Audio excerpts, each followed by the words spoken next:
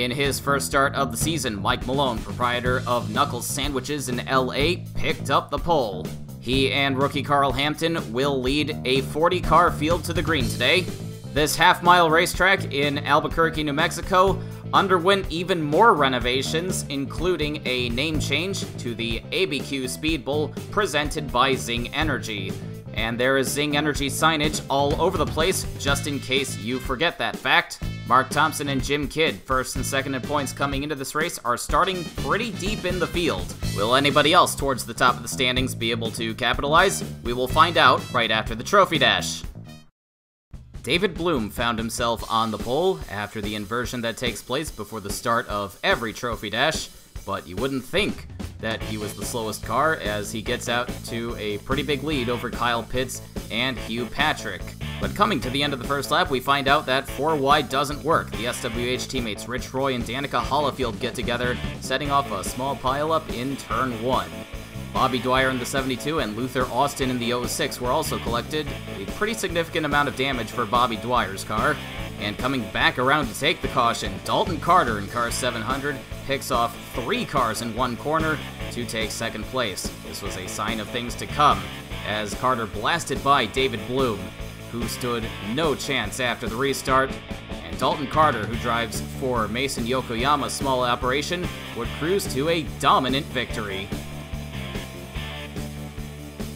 Danica Hollifield and Sergei Yakovsky managed to salvage a few points after failing to qualify for the feature. Darrell Quick picks up 2 points himself, though I'm sure he'd much rather be in the feature, having another go at winning this race after coming up just short to then-teammate Harry Estanola last year. And now we go trackside once again to bring you the highlights of today's feature, the Zing Energy left turns at ABQ 100. Mike Malone and Carl Hampton bring the field to the green at an agonizing pace, but Hampton keeps up with your pole sitter at the drop of the green flag. In fact, he's coming around the outside to take over the lead. There's just a little bit more banking on the top side of the track than on the bottom, and Zach Webster's going to make use of that as well, knocking Mike Malone back to third at the end of the first lap, with Kerry Fenton now on the attack. Fenton's M&J Racing teammate Noah Dalitz, for the second week in a row, finds himself in the middle of a car sandwich, taking himself, Dan Lecklighter, and Mason Yokoyama into the wall. But unlike Dalitz's early race incident at Sayre last week, this was not quite his fault, as Hunter Blaze in the 17 was forcing the issue on the inside. Coming to the restart, Jim Kidd blows his engine. He was second in points coming into this race, and obviously this is going to be a very big blow, as he would be the first casualty of the day. The battle for the lead is on between Zach Webster and Carl Hampton. Hampton holding that lead, as Webster is now challenged for second by Chuck Johnson in that 46. Johnson bullied his way to a top 5 finish at Sayre last week, and he's looking to continue that momentum, nearly getting into the 41, and now making contact with him off the exit of turn 2. It's only lap 10, but a little fender rubbing is to be expected, but points leader Mark Thompson finds himself on the ugly end of contact by Daniel Sharp in the 77, and he gets piled into by Xander Massey in the 94. Massey in the third car for M&J Racing finally qualified for a race here in 2018, only to go out on lap 11 along with Mark Thompson, who again was the points leader coming into this weekend, so that's the top 2 in points out of the race already.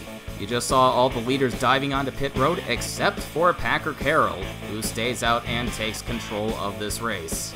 And with a couple of lapped cars in between himself and Carl Hampton in second place, that's going to allow him to start building a lead even on those older tires. Carl Hampton, the rookie for Walker Texas Racing, fiercely defending that second spot. Chuck Johnson simply moves around him on the inside. That's probably the first time we've seen that move on the inside work at the front of the field. Battle for 5th now. Harry Estanola, the defending winner of this race, also moving around Mike Malone on the inside. Malone just hasn't had the speed to maintain a spot at the front of the field. Also on the move is Michaela Perry-Jones, the rookie in the 93 for Durbin Sport Racing. She gets around Carl Hampton for third and now works on the lapped car of Alexa Lake. Billy Ray Smith-Thompson, defending FARC Low Dollar Series champion, has broken into the top 10 now after starting all the way down in 34th. almost gets into the side of the 40 of Dalton Johnson.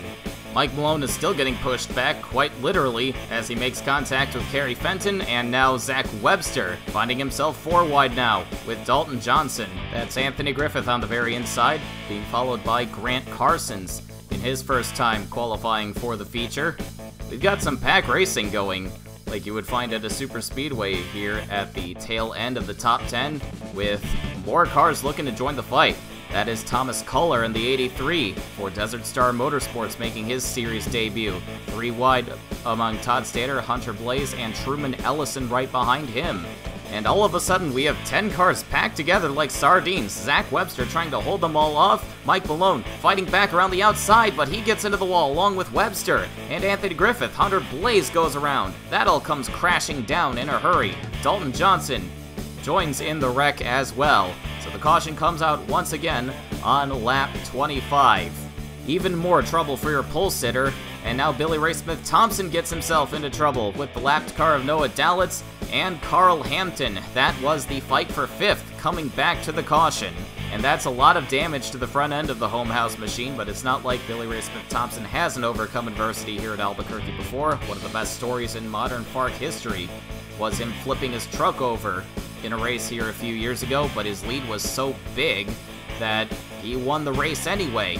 You just saw Packer Carroll hitting the pit lane, making his first stop, along with everybody else's second, so that puts him on the same cycle as everyone else. He keeps the lead. Grant Carsons decides to stick his nose into a 4-wide situation. That doesn't work, but he just slides up the track and loses a ton of spots with no caution coming out. Carsons was running in 9th. Now he tries to fend off Donnie Ashcroft in the 909, who gets into the back of the 86, sending him around going into turn 1. Mike Malone caught up in another one. Billy Ray Smith-Thompson, Kelly Splicen, Aaron Coltier in the 13, and Lou Singer, one of the wild cards, got caught up as well. A lot of damage to the 212 of Timothy Ruiz. More trouble for Aaron Coltier and Lou Singer after the restart. Mike Malone caught up in another one. This was on lap 42 and triggered by Carson Crompton in the 224. And now Hunter Blaze gets run over by Alexa Lake as he was limping on the inside, and that's a pretty significant pileup in turn 3. Not a whole lot of room to move around with walls on either side of you. Joshua Pacer, who won at Sayre last week and won this race a couple of years ago, had fallen off of the lead lap earlier, but got in front of Packer Carroll after the last restart, and now with this caution, he will come around and rejoin the tail end of the lead lap, getting himself back into the race. Chuck Johnson appears to be the only one of the leaders who makes a stop under this caution. He pits from 3rd. After the restart, Dan Lecklider, running a lap down, gets squeezed by Rip Tyler and Kerry Fenton. He goes into the wall. That's Mason Yokoyama going around. Dan Mayato's involved in the 74, and Mason Yokoyama just slides right down in front of the 7 of Anthony Griffith, after Griffith had slowed down for this one. The rest of the leaders make their final stops under this caution, except for Mike Malone, who, despite all of the trouble he's gotten into during the race, has remained on the lead lap, and he comes around to take the lead. Mike Malone is certainly not giving this one up without a fight, but with all the damage he's got, holding off the field is going to be a tall order. It doesn't help that he's going to be surrounded by lapped cars on this restart. That's Ryan Forrest in front of him, and Mason Yokoyama behind him, starting on the outside line for some reason. Carl Hampton in the 99 has cycled back through to 2nd place, but he's also got some lapped cars to deal with. But Mike Malone is absolutely getting boxed in by these lappers. Chuck Johnson in the 46 is 3rd. Here comes Kerry Fenton with the charge on the inside. She is also a lap down. Battle for the lead now. Carl Hampton going for it, but he's boxed in now by Fenton and Alexa Lake. Chuck Johnson finds some room on the inside. He grabs the lead at the stripe, but he washes up into Carl Hampton. They're both into the wall. A fight for the lead goes wrong with a pileup in turn 1. Mike Malone sweeps by to take it back. Johnson and Hampton get away, but Hampton's got some damage on that front end, and Chuck Johnson has to settle for 2nd. Here's another look at that wreck. Hampton and Johnson just make contact, racing for the lead. Kerry Fenton and Alexa Lake ride the wall. Lake rolls that car once. After the restart, things really have appeared to calm down as Mike Malone settles into the lead, Chuck Johnson giving chase.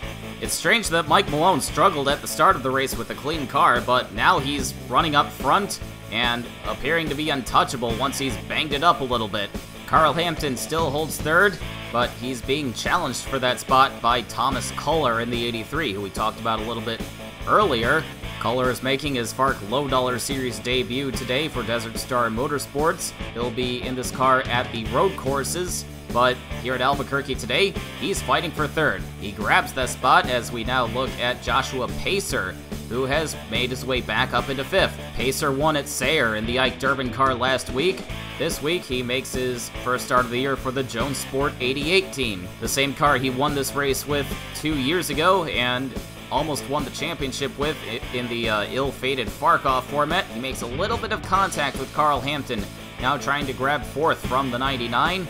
Hampton holds him off, though, and here comes Michaela Perry-Jones in the 93. She joins the battle as these three try to find a way around the lapped car of Vitaly Solikov, the team owner at Rus Autosport, in the 45, filling that seat until his primary driver, Ruslan Bashimov, can finally get approval to enter the country.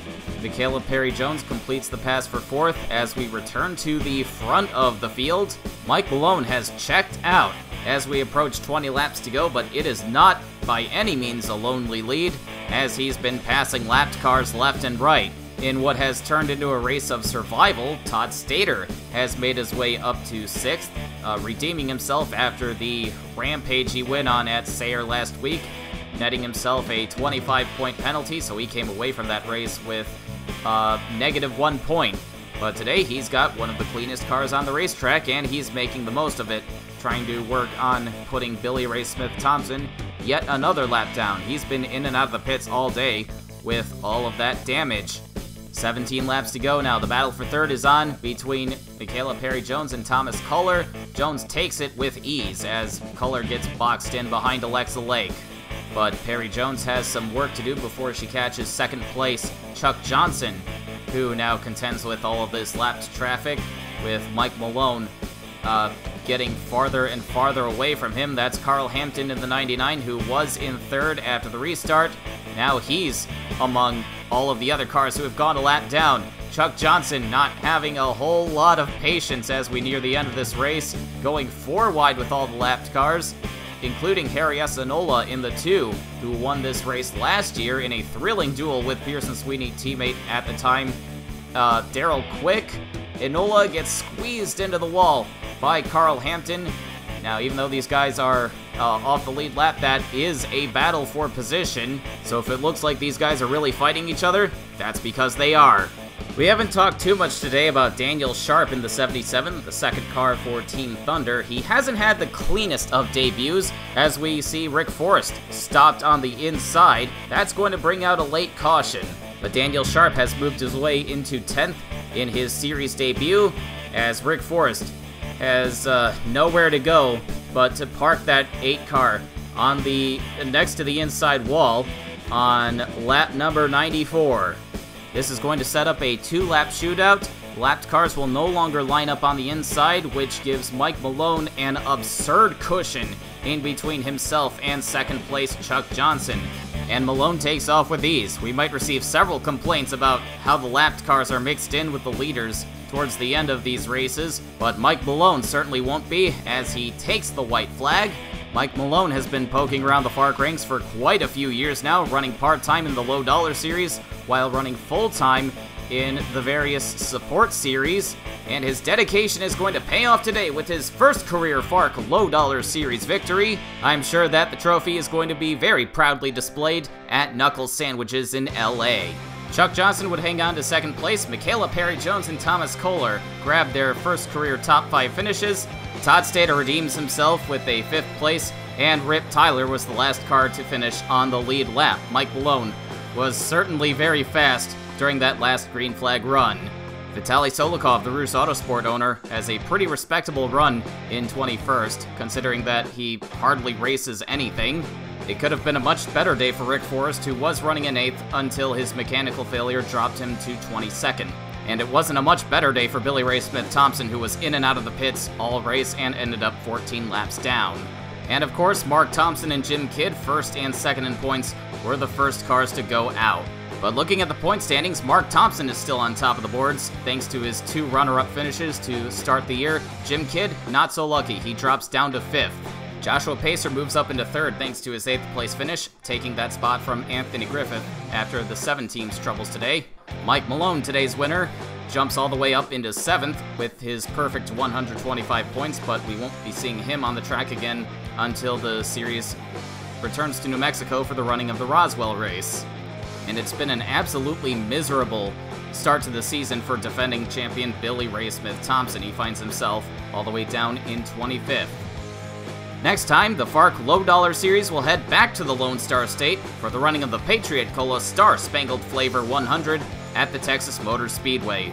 And as always, you'll be able to catch the highlights right here on the FARC Racing Network.